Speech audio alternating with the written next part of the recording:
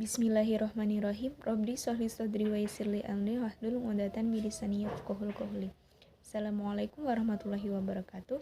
Perkenalkan, nama saya Ummu Fadilah. Saya mahasiswa Stainu semester 3 prodi PGMI. Di sini saya akan menjelaskan tentang sejarah lahirnya filsafat pendidikan. Yang pertama, hakikat pendidikan. Yang kedua, sejarah filsafat pendidikan. Yang ketiga, tujuan filsafat pendidikan. Yang keempat, urgensi filsafat pendidikan. Baik, yang pertama, hakikat pendidikan. Hakikat pendidikan adalah usaha yang terencana untuk mewujudkan suasana belajar dan proses pembelajaran agar peserta didik secara aktif mengembangkan potensi dirinya untuk memiliki potensi spiritual, keagamaan, pengendalian diri, kepribadian, kecerdasan, memiliki akhlak mulia, serta keterampilan yang diperlukan. Hakikat pendidikan mengarah kepada asas-asas seperti pertama, asas pendekatan, yaitu mengarah ke emosi intelektual, kognitif, efektif, psikomotorik. Yang kedua, asas kemerdekaan, memberikan kemerdekaan kepada peserta didik. Yang ketiga, asas kodrat alam, dididik dengan aturan, keluasan, dan dibimbing untuk berkembang secara wajar menurut kodratnya. Yang keempat, asas kebudayaan, berakar dari kebudayaan bangsa, namun memiliki kebudayaan luar yang maju, yang sesuai perkembangan zaman. Yang kelima, asas kebangsaan, membina kesatuan kebangsaan dan tetap menghargai bangsa lain. Keenam, asas manusia atau kemanusiaan, mendidik anak untuk menjadi manusia yang manusiawi sesuai dengan kodratnya sebagai makhluk Tuhan. Jadi, hakikat pendidikan merupakan mendidik manusia menjadi manusia sehingga hakikat atau inti pendidikan tersebut tidak terlepas dari hakikat manusia. Yang kedua, sejarah filsafat pendidikan. Filsafat diakui sebagai induk ilmu pengetahuan. The mother of sciences, seorang filsuf yang bernama John Dewey dari Amerika mengatakan filsafat merupakan teori umum.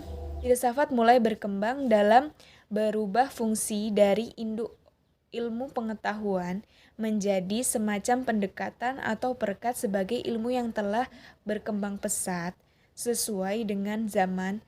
Sejarah filsafat mengatakan bahwa manusia mengetahui cerita dalam kategori filsafat spiritualisme.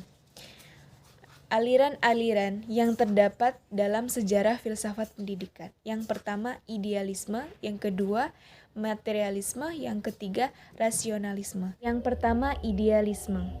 Tokoh Plato pada tahun 427 sampai dengan 372 sebelum Masehi. Ia adalah murid dari Socrates. Idealisme adalah suatu aliran filsafat yang mengagungkan jiwa. Yang kedua, materialisme. Tokoh aliran materialisme diantaranya adalah Lysippus dan Demokritus. Mereka berpendapat bahwa kejadian seluruh alam semesta terjadi karena adanya atom kecil yang mempunyai bentuk atau tubuh bulat yang mudah bereaksi untuk menjadikan gerak. Maksudnya, aliran filsafat berisikan tentang aliran kebenaran, benda merupakan sumber segalanya. Yang ketiga, aliran rasionalisme. Pelopor aliran rasionalisme yaitu Franz Descartes pada tahun 1595 sampai dengan 1650 sebelum Masehi. Menurutnya, sumber rasionalisme yaitu dapat dijadikan patokan dan dapat diuji kebenarannya dalam pengetahuan yang berasal dari proses akal dapat memenuhi syarat-syarat ilmiah. 2.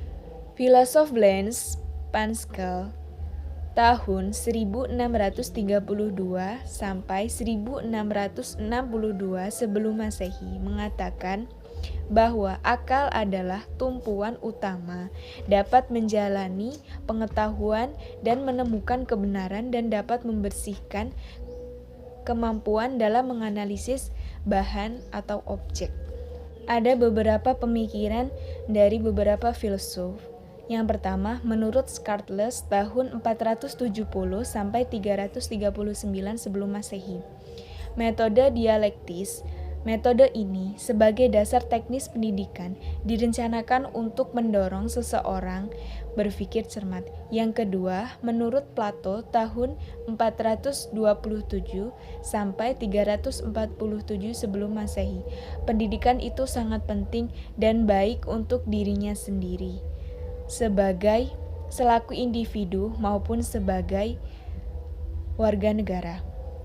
Pemikiran filsafat Yunani kuno. Pada pemikiran filsafat Yunani kuno masih berlandaskan dengan kepercayaan mengenai alam semesta. Yang ketiga, tujuan filsafat pendidikan merupakan memberikan inspirasi bagaimana mengorganisasikan proses pembelajaran yang ideal. Yang keempat, urgensi pendidikan. Filsafat pendidikan merupakan aplikasi ide-ide filosofis ke dalam masalah-masalah pendidikan.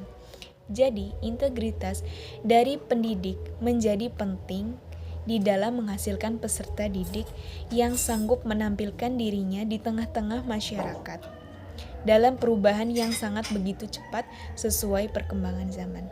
Sekian penjelasan dari saya tentang sejarah lahirnya filsafat pendidikan. Jika ada kesalahan datangnya dari saya mohon maaf, dan kepada Allah saya mohon ampun. Wallahul muwaffiq ila aqwamit thoriq. Wassalamualaikum warahmatullahi wabarakatuh.